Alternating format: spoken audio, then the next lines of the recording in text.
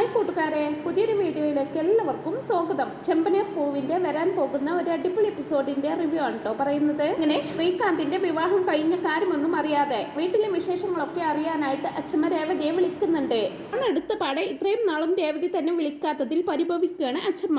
ഇളവയെ നിങ്ങൾ എല്ലാവരും മറന്നുപോയി, ഇപ്പൊ ആരും എന്നെ ഒന്നും വിളിക്കാറ് പോലുമില്ലെന്നൊക്കെ പറഞ്ഞ് അച്ഛമ്മ അങ്ങനെ പരിഭവിക്കുമ്പോ എന്താ അച്ഛമ്മ ഇത് അങ്ങനെയൊന്നും പറയാതെ ഞാൻ അച്ഛമ്മയെ അങ്ങനെ മറക്കുവോ? അച്ഛമ്മയെ ഞാൻ എൻ്റെ അമ്മയുടെ സ്ഥാനത്താ കണ്ടിട്ടുള്ളത്. വീട്ടിലെ ജോലി തിരക്കിനിടയിൽ ഞാൻ അച്ഛമ്മയെ വിളിക്കാൻ മറന്നു പോകുന്നതാണ് അച്ഛമ്മ. അച്ഛമ്മ എന്നോട് ക്ഷമിക്കേ, സോറി എന്നൊക്കെ പറയുമ്പോ മോൾ എന്നോട് സോറി ഒന്നും പറയണ്ട, എനിക്കറിയില്ലേ മോളെ, എല്ലാറ്റിനും ആ ചന്ദ്രയെ പറഞ്ഞാൽ മതി, അവൾ എല്ലാ ജോലിയും കൂടി മോളുടെ തലയിൽ എടുത്തു വെച്ചിരിക്കുകയാണെന്നൊക്കെ പറയുന്നുണ്ട് അച്ഛമ്മയും. എന്തിനാ മോളെ അവൾ പറയുന്ന എല്ലാ ജോലിയും ചെയ്തു കൊടുക്കാൻ നിൽക്കുന്നത്? അവിടെ പുതിയൊരു മരുമകൾ കൂടി വന്നിട്ടില്ലേ എന്നൊക്കെ അച്ഛമ്മ പറയുമ്പോ ഒന്ന് നടുങ്ങുന്നുണ്ട് കേട്ടോ രേവതി. അതെങ്ങനെ അച്ഛമ്മയ്ക്ക് അറിയാമെന്ന് ചോദിക്കുമ്പോ നീ എന്താ മോളെ ഇങ്ങനെയൊക്കെ ചോദിക്കുന്നത്? സുധിയുടെ ഭാര്യ അവിടെയുള്ള കാര്യം എനിക്ക് അറിഞ്ഞൂടെ പിന്നേന്ന് അച്ഛമ്മ പറയണതും ഓ അതായിരുന്നു എന്നുള്ള രീതിയിൽ നെഞ്ചത്ത് കൈവെക്കുന്നുണ്ട് രേവതി. അല്ല സച്ചിക്ക് എന്തു പറ്റി? 2 ദിവസം കൂടുമ്പോൾ എന്നെ വിളിച്ച് വിശേഷങ്ങളൊക്കെ ചോദിച്ചറിയാറുള്ളതാണ്. ഇപ്പൊ കുറച്ച് ദിവസമായിട്ട് അവനും രവീന്ദ്രനും ഒന്നും എന്നെ വിളിക്കാറില്ല. എല്ലാവർക്കും ഇതെന്ത് പറ്റിയെന്നൊക്കെ ചോദിക്കുമ്പോ അതൊന്നും ഉണ്ടായിട്ടായിരിക്കില്ല അച്ഛമ്മേ, ജോലി തിരക്ക് കാരണം വിട്ടുപോകുന്നതായിരിക്കുമെന്നും പറഞ്ഞ് അച്ഛമ്മയെ ആശ്വസിപ്പിക്കുന്നുണ്ട് രേവതി. ഇപ്പൊ ഒരു കാര്യം അറിയിക്കാൻ വേണ്ടിയായിരുന്നു വിളിച്ചത്. നമ്മുടെ ശ്രീക്ക് വേണ്ടി നല്ലൊരു ആലോചന വന്നിട്ടുണ്ടെന്നൊക്കെ അച്ഛമ്മ പറയുമ്പോ എന്തിനെന്ന് ചോദിക്കുന്നുണ്ട് രേവതി. എന്തിനെന്നോ? അവന്റെ കല്യാണം നടത്തണ്ടേ, നല്ല കുടുംബക്കാരാണെന്നൊക്കെ പറഞ്ഞ് അച്ഛമ്മ അതിനെ കുറിച്ച് ഇങ്ങനെ സംസാരിക്കുമ്പോൾ ആകെ വല്ലാതാവുന്നുണ്ട് രേവതി. പെണ്ണിന്റെ അച്ഛനെയും അമ്മയും കൂട്ടിയിട്ട് ഞാൻ ഈ ആഴ്ച വീട്ടിലേക്ക് വരാമെന്ന് വിചാരിക്കുകയാണെന്നൊക്കെ അച്ഛമ്മ പറയുമ്പോ വേണ്ട അച്ഛമ്മേ, എനിക്കെന്തോ ആ ആലോചന ശരിയാവില്ലെന്ന് തോന്നുന്നു, കുറച്ച് നാൾ കൂടി കഴിയട്ടെ എന്ന് പറയുകയാണ് രേവതി. ഇതങ്ങനെ വിട്ട് കളയാൻ പറ്റില്ല മോളെ, നല്ലൊരു ആലോചനയാണെന്നൊക്കെ അച്ഛമ്മ പറയുമ്പോ വേണ്ട അച്ഛമ്മേ, അച്ഛമ്മ തൽക്കാലം ഞാൻ പറയുന്നതൊന്ന് കേൾക്ക്, ഇപ്പൊ ആരെയും കൂട്ടി ഇങ്ങോട്ട് വരണ്ടെന്ന് രേവതി വീണ്ടും പറയുമ്പോ നീ എന്താ മോളെ ഇങ്ങനെയൊക്കെ പറയുന്നത്? നല്ലൊരു കാര്യത്തിന് നീ ഒരിക്കലും തടസ്സം നിൽക്കാറില്ലല്ലോ, അപ്പൊ അതിനെന്തോ ഒരു കാരണമുണ്ട്, സത്യം പറ, അവിടെ എന്താ സംഭവിച്ചതെന്ന് ചോദിക്കുന്നുണ്ട് അച്ഛമ്മ. അച്ഛമ്മയോട് എന്ത് മറുപടി കൊടുക്കുമെന്ന് അറിയാതെ ഒന്നുമില്ല അച്ഛമ്മേ അത് ഇങ്ങനെ രേവതി പറയുമ്പോ അച്ഛമ്മയോട് ഒന്നും മറച്ചു വെക്കാമെന്ന് മോള് കരുതണ്ട, കാര്യം എന്താണെന്ന് പറ മോളെന്നും പറഞ്ഞുകൊണ്ട് അച്ഛമ്മ വീണ്ടും നിർബന്ധിക്കുമ്പോ മനസ്സില്ലാ മനസ്സോടെ ശ്രീകാന്തിന്റെ വിവാഹം കഴിഞ്ഞതും അതിനെ തുടർന്നുണ്ടായ പ്രശ്നങ്ങളും ഒടുവിൽ രവീന്ദ്രനെ ഹാർട്ട് ഓപ്പറേഷൻ കഴിഞ്ഞ കാര്യമെല്ലാം അച്ഛമ്മയുടെ അടുത്ത് പറയുന്നുണ്ട് രേവതി. എല്ലാം കേൾക്കുന്നതും അച്ഛമ്മ ആകെ നടുങ്ങുന്നുണ്ട്. ഇത്രയും സംഭവങ്ങൾ അവിടെ നടന്നിട്ടും എന്നെ ആരും അറിയിച്ചില്ലല്ലോ എന്ന് പറഞ്ഞു വിഷമിക്കുകയും ചെയ്യുന്നുണ്ട്. ഈ പോലും എന്നോടൊരു വാക്ക് പറഞ്ഞില്ലല്ലോ എന്നൊക്കെ പറയുമ്പോ സോറി അച്ഛമ്മ, അച്ഛമ്മയോട് പറയേണ്ടെന്ന് അച്ഛൻ പറഞ്ഞത് കൊണ്ടാണ് ഞാൻ പറയാതിരുന്നതെന്ന് പറയുന്നുണ്ട് രേവതി. അവൻ അങ്ങനെയൊക്കെ പറഞ്ഞെന്ന് കരുതി എന്റെ മോന്റെ കാര്യങ്ങൾ എനിക്കറിയണ്ടേന്ന് പറഞ്ഞുകൊണ്ട് വിഷമത്തോടെ ഫോൺ കട്ട് ചെയ്യുമ്പോ രേവതി ഫോണിലേക്ക് നോക്കി വിഷമത്തോടെ ഇങ്ങനെ നിൽക്കുകയാണ്. അച്ഛമ്മയെ കാര്യങ്ങളൊന്നും അറിയിക്കരുതെന്ന് സച്ചേട്ടൻ ഇന്നുകൂടി എന്നോട് പറഞ്ഞതാ, ഞാനാണെങ്കിൽ അത് ഓർക്കാതെ എല്ലാം വിളിച്ചു പറയുകയും ചെയ്തു, ഇനിയിപ്പോ എന്തൊക്കെ സംഭവിക്കുക ഈശ്വര എന്ന് പറഞ്ഞ് ടെൻഷനോടെ ഇങ്ങനെ നിൽക്കുകയാണ് രേവതി. ഇങ്ങനെ വിവരങ്ങളെല്ലാം അറിയുന്ന അച്ഛമ്മ പിറ്റേന്ന് രാവിലെ തന്നെ വീട്ടിലെത്തുന്നുണ്ട്. വളരെ ദേഷ്യത്തോടെ ആയിരിക്കും അച്ഛമ്മ കയറി വരുന്നത്. ഹോളിൽ ഇരിക്കുന്ന ചന്ദ്ര അമ്മയെ കാണുന്നതും അമ്മയുടെ അടുത്തേക്ക് വന്ന് എന്താ അമ്മ പെട്ടെന്ന് ഒരു മുന്നറിയിപ്പുമില്ലാതെ എന്നൊക്കെ ചോദിക്കുമ്പോ അച്ഛമ്മ തന്റെ ബാഗെല്ലാം നിലത്തേക്ക് ഇടുകയാണ്. എന്നിട്ട് ദേഷ്യത്തോടെ ചന്ദ്രയോടായിട്ട് എന്താടി എനിക്ക് ഇങ്ങോട്ട് വരാൻ നിന്റെയൊക്കെ അനുവാദം കിട്ടിയിട്ട് വേണോ? എന്റെ മോനെ നിനക്ക് കല്യാണം കഴിപ്പിച്ചെന്ന് കരുതി അവന്റെ മേലുള്ള എന്റെ എല്ലാ അവകാശവും തീർന്നെന്നാണോ നീ കരുതിയത്? ഇവിടെ ഇത്രയും സംഭവങ്ങൾ ഉണ്ടായിട്ടും രവീന്ദ്രന് വലിയൊരു ഓപ്പറേഷൻ കഴിഞ്ഞിട്ടും ഞാനൊന്നും അറിഞ്ഞില്ല, അതോ ഈ കിളവിയോ ഒന്നും അറിയിക്കണ്ടെന്ന് നീ അങ്ങ് തീരുമാനിച്ചോ എന്നൊക്കെ ചോദിച്ച് ചന്ദ്രയോട് പൊട്ടിത്തെറിക്കുന്നുണ്ട് അച്ഛമ്മ. അത് പിന്നെ അമ്മേ രവിയേട്ടൻ പറയേണ്ടത് പറഞ്ഞത് കൊണ്ടാണെന്നൊക്കെ പറയുമ്പോ പിന്നെ ഭർത്താവ് പറയുന്നത് അതുപോലെ അനുസരിക്കുന്ന ഒരു പെണ്ണാണല്ലോ നീ, അവനൊരു സ്വസ്ഥതയും കൊടുക്കാതെ ഒടുവിൽ അവന് നെഞ്ചുവേദന വന്നപ്പോൾ നിനക്ക് സന്തോഷമായില്ലേ? നിന്നെയൊക്കെ തേടി പിടിച്ച് അവന് കെട്ടിച്ചു കൊടുത്ത് എന്നെ പറഞ്ഞാൽ മതിയല്ലോ എന്ന് പറഞ്ഞു വീണ്ടും ചന്ദ്രയെ കുറ്റപ്പെടുത്തുന്നുണ്ട് അച്ഛമ്മ. ആ സമയം അവിടേക്ക് വരുന്ന ശ്രീകാന്ത് അച്ഛമ്മ ഇതപ്പോൾ വന്നു വാ അച്ഛമ്മ എന്ന് പറഞ്ഞുകൊണ്ട് അച്ഛമ്മയുടെ അടുത്തേക്ക് വരാൻ ഒരുങ്ങുമ്പോ നീ പോടാ അവിടുന്ന്, ഇപ്പോഴാണോ നിനക്ക് അച്ഛമ്മയെ ഓർമ്മ വന്നത്?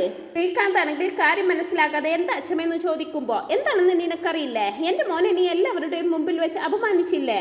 പെണ്ണിനെയും കൊണ്ട് ഒളിച്ചോടുന്നത് വലിയ കാര്യമാണെന്നാണോ നീ വിചാരിച്ചു വെച്ചിരിക്കുന്നത്? മക്കളെ വളർത്തുന്നവർക്ക് എന്താ അവരുടെ കല്യാണം നടത്തി കൊടുക്കാനും അറിയില്ലേ? നിങ്ങളെയൊക്കെ പഠിപ്പിച്ച് ഒരു നിലയിലെത്തിക്കാൻ അച്ഛൻ വേണം, പക്ഷെ കല്യാണക്കാര്യം വന്നപ്പോൾ നീ അച്ഛനെ മറന്നുവല്ലേ എന്നൊക്കെ ചോദിച്ച് അവനോടും ദേഷ്യപ്പെടുന്നുണ്ട് അച്ഛമ്മ. അച്ഛമ്മയെ കണ്ട് രേവതിയും ശ്രുതിയും സുതിയും ഒക്കെ വന്ന് വിശേഷങ്ങളൊക്കെ ചോദിക്കുന്നുണ്ടെങ്കിലും അച്ഛമ്മ അവരോടെല്ലാം ദേഷ്യത്തിൽ തന്നെ മുഖം വീർപ്പിച്ചുകൊണ്ടിരിക്കുകയായിരിക്കും. വൈകാതെ തന്നെ രവീന്ദ്രൻ നടത്ത കഴിഞ്ഞ് തിരിച്ചെത്തുന്നുണ്ട്. രവീന്ദ്രനെ കാണുന്നതും കരച്ചിലോടെ ഓടിച്ചെന്ന് കെട്ടിപ്പിടിക്കുകയാണ് അച്ഛമ്മ. എന്ത് പറ്റി മോനെ നിനക്ക് നെഞ്ചിൽ ഓപ്പറേഷൻ കഴിഞ്ഞെന്ന് കേട്ടപ്പോൾ എന്റെ ജീവൻ പറഞ്ഞു പോകുന്നത് പോലെ തോന്നി എനിക്കെന്നൊക്കെ പറഞ്ഞ് അച്ഛമ്മ കരയുമ്പോ അതൊക്കെ കഴിഞ്ഞു പോയില്ലേ അമ്മേ, എനിക്കിപ്പോൾ ഒന്നുമില്ല, അമ്മ ഇങ്ങനെ വെറുതെ കരയാതെ എന്ന് പറഞ്ഞുകൊണ്ട് അമ്മയെ ആശ്വസിപ്പിക്കുന്നുണ്ട് രവീന്ദ്രൻ. എന്നാൽ വീണ്ടും വീണ്ടും ഓരോ പരിഭവങ്ങൾ പറഞ്ഞു കരയുക തന്നെയായിരിക്കും അച്ഛമ്മ. അങ്ങനെ എല്ലാവരും കൂടി അച്ഛമ്മയെ ഒരു വിധത്തിൽ ആശ്വസിപ്പിക്കുന്നുണ്ട്.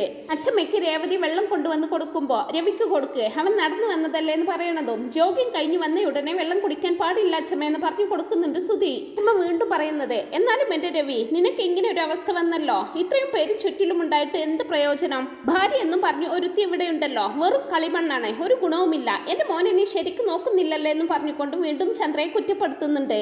അച്ഛമ്മ ഇങ്ങനെ വെറുതെ വിഷമിക്കണ്ട, വയസ്സായാൽ അങ്ങനെയൊക്കെ സംഭവിക്കുമെന്ന് സുധി പറയുന്നതും, നീ പോടാവിടുന്നേ, ആർക്കട വയസ്സായത്? നീ ഇപ്പൊ വയസ്സായാൽ തന്നെ ഇങ്ങനെയൊക്കെയുള്ള അസുഖങ്ങൾ ഉണ്ടാവുമെന്ന് ആരാ പറഞ്ഞത്? നീ എന്നെ ഒന്ന് നോക്കേ, എനിക്ക് ഇമാതിരി എന്തെങ്കിലും അസുഖമുണ്ടോ എന്നൊക്കെ ഇങ്ങനെ അച്ഛമ്മ പറയുമ്പോ അധികം അഹങ്കരിക്കണ്ട, അധികം വഴുകാതെ എന്തെങ്കിലും സംഭവിക്കുമെന്നൊക്കെ ചന്ദ്ര പിറുപിറുക്കുന്നത് കേൾക്കുമ്പോ നിനക്കിട്ട് ഞാൻ വെച്ചിട്ടുണ്ടെന്ന് അച്ഛമ്മ പറയുന്നുണ്ട്. സമയം തന്നെ വർഷ അവിടേക്ക് വന്ന്, ശ്രീ എന്റെ കണ്ടീഷണർ കണ്ടിരുന്നോ എന്നൊക്കെ ചോദിക്കുമ്പോ, മിണ്ടാതിരി, അച്ഛമ്മ വന്നിട്ടുണ്ടെന്ന് പറഞ്ഞുകൊണ്ട് അവൾക്ക് അച്ഛമ്മയെ കാണിച്ചു കൊടുക്കുന്നുണ്ട് ശ്രീകാന്ത്. അച്ഛമ്മയാണെങ്കിൽ വർഷയുടെ വേഷവും രൂപവും ഒക്കെ കണ്ട് അവളെ ദേഷ്യത്തോടെ അടിമുടി ഇങ്ങനെ നോക്കുമായിരിക്കും. രവീന്ദ്രൻ വർഷയ്ക്ക് അച്ഛമ്മയെ പരിചയപ്പെടുത്തി കൊടുക്കുമ്പോ, ഹായ് അച്ഛമ്മേ, എന്തൊക്കെയുണ്ട് വിശേഷങ്ങൾ എന്നൊക്കെ ചോദിക്കുന്നുണ്ട് അവള്. ഒന്ന് അടിമുടി നോക്കിക്കൊണ്ടേ, ഇവളാണോ നിന്റെ കൂടെ ഓടി വന്ന പെണ്ണെ? എടി, നിന്റെ അച്ഛനും അമ്മയും നിന്നെ ഇങ്ങനെയാണോ വളർത്തിയിരിക്കുന്നത്? ഇങ്ങനെ ഓടിപ്പോയി കല്യാണം കഴിക്കാനാണോ നീ പഠിച്ചു വെച്ചിരിക്കുന്നത് എന്നൊക്കെ ചോദിക്കുമ്പോ, അത് പിന്നെ അച്ഛമ്മേ, ഞങ്ങൾ രണ്ടുപേരും വീട്ടിൽ ഞങ്ങളുടെ കാര്യം പറഞ്ഞപ്പോൾ ആരും സമ്മതിച്ചില്ല, അപ്പൊ പിന്നെ ഞങ്ങൾ എന്താ ചെയ്യേണ്ടതെന്ന് പറയുന്നുണ്ട് വർഷ. നിങ്ങൾ ഒളിച്ചോടിയത് കാരണം എന്റെ മോനാണ് കഷ്ടത്തിലായത്. മക്കളായാൽ അച്ഛന്റെയും അമ്മയുടെയും സന്തോഷമാണ് ആദ്യം നോക്കേണ്ടതെന്നൊക്കെ പറയുമ്പോ, അങ്ങനെയാണെങ്കിൽ പേരൻസും മക്കൾ പറയുന്നത് അനുസരിക്കേണ്ടേ അച്ഛമ്മയെന്ന് പറഞ്ഞുകൊണ്ട് വീണ്ടും എന്തോ പറയാൻ ഒരുങ്ങുന്ന വർഷയെ തടയുന്നുണ്ട് ശ്രീകാന്ത്. ഇക്കടാ, ഞാൻ അച്ഛമ്മയോട് സംസാരിക്കല്ലേ എന്നൊക്കെ പറയുമ്പോ അച്ഛമ്മ വീണ്ടും അവളെ കൂർപ്പിച്ച് നോക്കുന്നുണ്ട്. അച്ഛമ്മയുടെ നോട്ടം കണ്ട് ചന്ദ്രമതി വർഷയോടായിട്ട്, അമ്മ നാട്ടിൽ നിന്നും വന്നതല്ലേ ഉള്ളൂ, സമാധാനമായിട്ട് സംസാരിക്കാം, മോൾ പോയി ഫ്രഷ് ആയിട്ട് വാന്നൊക്കെ പറഞ്ഞ് അവളെ പറഞ്ഞേക്കുമ്പോ, ശരി അച്ഛമ്മേ, ഞാൻ കുളിച്ചിട്ട് വരാം, എന്നിട്ട് നമുക്ക് സംസാരിക്കാമെന്നും പറഞ്ഞുകൊണ്ട് വർഷ അവിടെ നിന്നങ്ങ് പോകുമ്പോ, ചന്ദ്രേ, നിനക്ക് പറ്റിയ മരുമക്കളെ തന്നെയാണ് കിട്ടിയിരിക്കുന്നതെന്ന് പറയുന്നുണ്ട് അച്ഛമ്മ. ആ സമയം തന്നെയാണ് പുറത്തു പോയ സച്ചി തിരിച്ചെത്തുന്നത്. അച്ഛമ്മയെ കാണുന്നതും സന്തോഷത്തോടെ, അച്ഛമ്മേ, എത്ര നാളായി കണ്ടിട്ടേ, ഞാൻ അച്ഛമ്മയൊന്ന് എടുത്തോട്ടെ എന്ന് പറഞ്ഞു വരുന്ന സച്ചിയുടെ മുഖത്തൊരൊറ്റ അടി കൊടുക്കുന്നുണ്ട് കേട്ടോ അച്ഛമ്മ. കാണുന്നതും എന്താ ഇപ്പൊ ഇവിടെ നടന്നെന്നുള്ള രീതിയിൽ എല്ലാവരും ഒന്ന് ഷോക്കഡ് ആവുന്നുണ്ട്. ഞെട്ടലോടെ അച്ഛമ്മയെന്ന് വിളിക്കുന്നതും, എന്താ അച്ഛമ്മേ കൊച്ചമ്മേന്ന്, ഇവിടെ നടന്ന എന്തെങ്കിലും കാര്യം നീ എന്നെ അറിയിച്ചോ? അമ്മയ്ക്ക് പോലും എന്നോടത് പറയാൻ തോന്നിയില്ല, കാരണം ഞാൻ എന്റെ മകനെ പ്രസവിച്ച് അവൾക്ക് അങ്ങ് ദാനം കൊടുത്തിരിക്കുകയല്ലേ. മോൻ ഇത്രയും വലിയൊരു ഓപ്പറേഷൻ കഴിഞ്ഞിട്ട് നീ പോലും എന്നോടത് പറഞ്ഞില്ലല്ലോ. അച്ഛമ്മേ അച്ഛമ്മേ എന്ന് വിളിച്ച് എന്റെ പിന്നാലെ നടന്നിരുന്നവനല്ലേ നീ. നല്ല കാര്യം, രേവതിക്കെങ്കിലും എന്നോടത് പറയാൻ തോന്നിയല്ലോ എന്നൊക്കെ അച്ഛമ്മ പറയുമ്പോ സച്ചി അടക്കം എല്ലാവരും രേവതിയെ തറപ്പിച്ച് നോക്കുകയാണേ. എന്തിനാണ് അവളെ നോക്കുന്നത്? അവൾ എന്നോട് എല്ലാ കാര്യവും പറഞ്ഞിട്ടായിരിക്കുമല്ലേ, അവൾ എന്തിനാ എന്നോട് മറക്കുന്നത്? വൈകിയാലും എന്റെ മോൾ എന്നെ കാര്യങ്ങൾ അറിയിച്ചല്ലോ എന്നൊക്കെ പറയുന്നുണ്ട് അച്ഛമ്മ. തുടർന്ന് അച്ഛമ്മ സച്ചിയോടായിട്ട്, എന്നാലും നീ എന്നോട് ഇക്കാര്യം മറച്ചു വെക്കുമെന്ന് ഞാൻ ഒരിക്കലും കരുതിയില്ല, ഒന്നുമില്ലെങ്കിലും നിന്നെ വളർത്തിയത് ഞാനല്ലേ. ഇനി അച്ഛമ്മയെന്ന് വിളിച്ചോണ്ടിങ്ങ് വാ, എനിക്ക് നീ നിന്നെ കാണണ്ട, സംസാരിക്കേണ്ടെന്നൊക്കെ പറഞ്ഞ് അച്ഛമ്മ ഇങ്ങനെ കപട ദേഷ്യം കാണിക്കുമ്പോ സച്ചിയോട് അവിടുന്ന് പോവാൻ കൈകൊണ്ട് ആംഗ്യം കാണിക്കുന്നുണ്ട് രവീന്ദ്രൻ. വിഷമത്തോടെ റൂമിലേക്ക് പോകുന്ന സച്ചിയെ കണ്ട് അവനെ ആശ്വസിപ്പിക്കാനെന്നോണം രേവതി അവന്റെ പിന്നാലെ പോവുകയാണേ. സച്ചി രേവതി വരുന്നത് കാണുന്നുണ്ടെങ്കിലും ഇക്കാര്യം അച്ഛമ്മയെ അറിയിച്ചതിൽ അവൾ ഒരു ദേഷ്യത്തിലായിരിക്കും സച്ചി. രേവതി വന്ന് ഭക്ഷണം എടുത്ത് വെക്കട്ടെ എന്നൊക്കെ ചോദിക്കുന്നുണ്ടെങ്കിലും ഒന്നും മിണ്ടുന്നില്ല. എന്താ ഒന്നും മിണ്ടാത്തതെന്നൊക്കെ ചോദിക്കുമ്പോ, നിന്നോട് ഇക്കാര്യം അച്ഛമ്മയെ അറിയിക്കരുതെന്ന് ഞാൻ പറഞ്ഞതല്ലേ, അപ്പോഴേക്കും വിളിച്ച് എല്ലാ കാര്യങ്ങളും വിശദമായിട്ട് പറഞ്ഞു കൊടുത്തിരിക്കുന്നല്ലേ, നിന്നെയൊക്കെ എന്താ ചെയ്യേണ്ടതെന്ന് അറിയോ എന്നും പറഞ്ഞുകൊണ്ട് ഒരു തോർത്തെടുത്ത് രേവതിയുടെ വായ മൂടിക്കെട്ടുന്നുണ്ട് സച്ചി. തുടർന്ന് രേവതിയുടെ കൈ രണ്ടും കൂട്ടി പിടിച്ചുകൊണ്ട്, ഇനി എപ്പോഴും നീ ഇങ്ങനെ നിന്നാൽ മതി, നിന്റെ വായിൽ നിന്നും വേണ്ടാത്ത ഒരു വാക്ക് പോലും വീണു പോകരുതെന്നൊക്കെ പറയുമ്പോ സച്ചിയുടെ കൈ തട്ടി മാറ്റിക്കൊണ്ട് തന്റെ വായിലെ കെട്ട് അയക്കാണ് അവള്. സച്ചി ഏട്ടൻ എന്ത് പണിയാ ഈ കാണിക്കുന്നത്? എന്റെ വായ മൂടിക്കെട്ടാൻ മാത്രം ഞാനിപ്പോ ഇവിടെ എന്താ പറഞ്ഞതെന്നൊക്കെ ചോദിക്കുമ്പോ, അച്ഛൻ പറഞ്ഞതല്ലായിരുന്നോ അച്ഛമ്മയെ ഒന്നും അറിയിക്കരുതെന്നേ? നീ ആണെങ്കിൽ അതൊന്നും കേൾക്കാതെ എല്ലാം അച്ഛമ്മയെ വിളിച്ച് അറിയിച്ചിരിക്കുന്നു. ഇപ്പൊ കണ്ടില്ലേ, എന്നോട് വരെ ദേഷ്യത്തിലാണ് അച്ഛമ്മ. ഇതുവരെ എന്നെ ഒന്ന് അടിച്ചിട്ട് പോലും ഇല്ലാത്ത അച്ഛമ്മ എന്നെ ഇന്ന് അടിച്ചു. ഇത് വേദന ഉണ്ടെന്ന് അറിയോ എന്നൊക്കെ ഇങ്ങനെ പറയുമ്പോ, പിന്നെ ഒരു അടി കിട്ടിയെന്ന് കരുതി അത്രയ്ക്കങ്ങ് വേദനിക്കുമല്ലേ എന്ന് പറയാണ് രേവതി. അടി കിട്ടിയാൽ വേദനിക്കോ ഇല്ലയോ എന്ന് ഞാൻ ഇപ്പൊ കാണിച്ചു തരാമെന്നും പറഞ്ഞുകൊണ്ട് സച്ചി അവളെ അടിക്കാനായിട്ട് ഒരുങ്ങുമ്പോ, അയ്യോ അച്ഛമ്മയെന്ന് പറഞ്ഞുകൊണ്ട് റൂമിന് പുറത്തേക്ക് ഓടാൻ ഒരുങ്ങുന്ന രേവതി അവിടെ പിടിച്ചു നിർത്തുന്നുണ്ട് സച്ചി. അവിടെ നിൽക്കേ, നീ എന്തിനാ അച്ഛമ്മയോട് ശ്രീയുടെ കല്യാണം കഴിഞ്ഞത് പറഞ്ഞതെന്നൊക്കെ ചോദിക്കുമ്പോ, അത് പറഞ്ഞില്ലെങ്കിൽ അച്ഛമ്മ ആകെ അപമാനിക്കപ്പെട്ട് നിൽക്കേണ്ടി വന്നേനെന്നൊക്കെ പറയുമ്പോ എന്താന്ന് ചോദിക്കുന്നുണ്ട് സച്ചി. അച്ഛമ്മ ശ്രീക്ക് ഒരു പെണ്ണിനെ കണ്ടുവച്ചിട്ടുണ്ടെന്നും ആ പെണ്ണിന്റെ വീട്ടുകാരെ കൂട്ടി ഇങ്ങോട്ട് വരാൻ പോവാണെന്നും പറഞ്ഞു. അങ്ങനെ വന്നിരുന്നെങ്കിൽ അവരുടെയൊക്കെ മുമ്പിൽ അച്ഛമ്മയല്ലേ അപമാനിക്കപ്പെട്ട് നിൽക്കേണ്ടി വരിക, അതുകൊണ്ടാണ് ഞാൻ പറഞ്ഞതെന്നൊക്കെ പറയുന്നുണ്ട് രേവതി. എനിക്ക് പിന്നെ എല്ലാറ്റിനും ഒരു മറുപടി ഉണ്ടാവുമല്ലോ എന്നൊക്കെ പറയുമ്പോൾ അപ്പം ഞാൻ ചെയ്തത് ന്യായമല്ല എന്നാണോ സച്ചിയേട്ടൻ പറഞ്ഞു വരുന്നതെന്നൊക്കെ ചോദിക്കുമ്പോൾ ചെയ്തതൊക്കെ ശരിയായിരിക്കും, പക്ഷെ അച്ഛൻ എന്നോട് ദേഷ്യത്തിലാണല്ലോ, എനിക്കത് സഹിക്കാൻ പറ്റില്ല എന്നൊക്കെ പറയുമ്പോൾ എങ്ങനെ ദേഷ്യപ്പെടാതിരിക്കും? ശരിക്കും സംഭവിച്ചതെല്ലാം സച്ചിയേട്ടൻ നേരത്തെ തന്നെ അച്ഛമ്മയെ അറിയിക്കണമായിരുന്നു. അച്ഛമ്മയെന്ന് വിളിച്ചുകൊണ്ട് പിറകെ നടക്കുന്നതല്ലേ, എന്നിട്ടും അച്ഛമ്മയ്ക്ക് കൊടുക്കേണ്ട മര്യാദ കൊടുത്തില്ലല്ലോ എന്നൊക്കെ പറയുമ്പോൾ ഞാനാണോ അച്ഛമ്മയ്ക്ക് മര്യാദ കൊടുക്കാത്തതെന്ന് ചോദിക്കുന്നുണ്ട്. പ്രശ്നം നടന്നിട്ട് ഇത്രയും നാളും കഴിഞ്ഞില്ലേ, ഇതിനിടയ്ക്ക് എപ്പോഴെങ്കിലും അച്ഛമ്മയെ വിളിച്ച് കാര്യം അറിയിച്ചാൽ മതിയായിരുന്നല്ലോ എന്നൊക്കെ രേവതി പറയുമ്പോൾ അച്ഛൻ അറിയിക്കണ്ടെന്ന് പറഞ്ഞൊരു കാര്യം ഞാൻ എങ്ങനെയാ രേവതി അറിയിക്കുന്നതെന്നൊക്കെ തിരിച്ചു പറയുകയാണ് സച്ചി.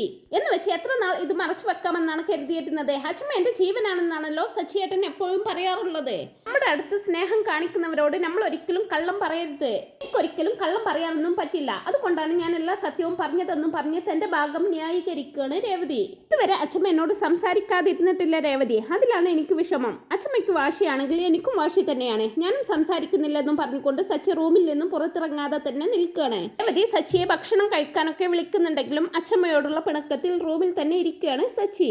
രേവതി റൂമിന് പുറത്തേക്ക് വരുന്ന സമയത്ത് എല്ലാവരും കൂടി അവിടെ ഇരുന്ന് സംസാരിക്കുകയാണ്. കുളി കഴിഞ്ഞ് വന്ന വർഷയെ അടുത്തിരുത്തിക്കൊണ്ട് അവളോട് വിശേഷങ്ങളൊക്കെ ചോദിച്ചറിയുന്നുണ്ട് അച്ഛമ്മ. അങ്ങനെ എല്ലാ കാര്യങ്ങളും സംസാരിച്ച് വർഷയ്ക്കായിട്ട് താൻ കൊണ്ടുവന്ന ഗിഫ്റ്റ് എല്ലാം കൊടുത്ത് ശ്രീയോടുള്ള പിണക്കമെല്ലാം മാറ്റുന്നുണ്ട് അച്ഛമ്മ. അവരെ രണ്ടുപേരെയും മനസ്സ് നിറഞ്ഞ് അനുഗ്രഹിക്കുകയും ചെയ്യുന്നുണ്ട്. അന്ന് താൻ കൊണ്ടുവന്ന പലഹാരങ്ങളൊക്കെ എല്ലാവർക്കുമായിട്ട് എടുത്തു കൊടുക്കുമ്പോൾ രേവതിയോടായിട്ട് സച്ചിയെ വിളിച്ചുകൊണ്ട് വരാൻ പറയുന്നുണ്ട് അച്ഛമ്മ. രേവതി സച്ചിയെ വിളിക്കാനായിട്ട് വരുമ്പോൾ സച്ചി യാതൊരു കൂസലുമില്ലാതെ പാട്ടും പാടിക്കൊണ്ടിരിക്കുകയായിരിക്കും. അമ്മ വിളിക്കുന്നുണ്ടെന്നൊക്കെ പറയുമ്പോൾ ഞാൻ വരില്ലെന്ന് പറഞ്ഞതല്ലേ എന്ന് പറഞ്ഞുകൊണ്ട് വീണ്ടും പിണക്കം ഭാവിച്ച് അവിടെ ഇരിക്കുകയാണ് സച്ചി. ആ സമയം തന്നെ സച്ചിക്ക് ഒരുപാട് ഇഷ്ടപ്പെട്ട നല്ലൊരു പലഹാരത്തിന്റെ മണം റൂമിലേക്ക് അടിച്ചു വരുന്നുണ്ട്. സച്ചി ആ മണം ആസ്വദിച്ചുകൊണ്ട് റൂമിൽ നിന്നും എത്തി നോക്കുന്ന സമയത്ത് അച്ഛമ്മ അത് എല്ലാവർക്കും വിതരണം ചെയ്യുന്നതാണ് കാണുന്നത്. ഇനിയും റൂമിൽ നിന്നാൽ ശരിയാവില്ലെന്ന് മനസ്സിലാകുന്ന സച്ചി പിണക്കമെല്ലാം മറന്ന് അച്ഛമ്മയെന്ന് വിളിച്ചുകൊണ്ട് അച്ഛമ്മയുടെ അരികിലേക്ക് ഓടിച്ചെല്ലുകയാണ്. വേഗം തന്നെ അച്ഛമ്മയുടെ കയ്യിലെ പാത്രം പിടിച്ചു വാങ്ങിക്കൊണ്ട് ആ പലഹാരം മൊത്തം വായിലാക്കുന്നുണ്ട് സച്ചി. അച്ഛമ്മയും പിണക്കം മറന്ന് സച്ചിയെ തന്നെ നോക്കി നിൽക്കുമ്പോൾ രണ്ടുപേരുടെയും പിണക്കം മാറിയതിൽ ഒരുപാട് സന്തോഷമാകുന്നുണ്ട് രേവതിക്കും.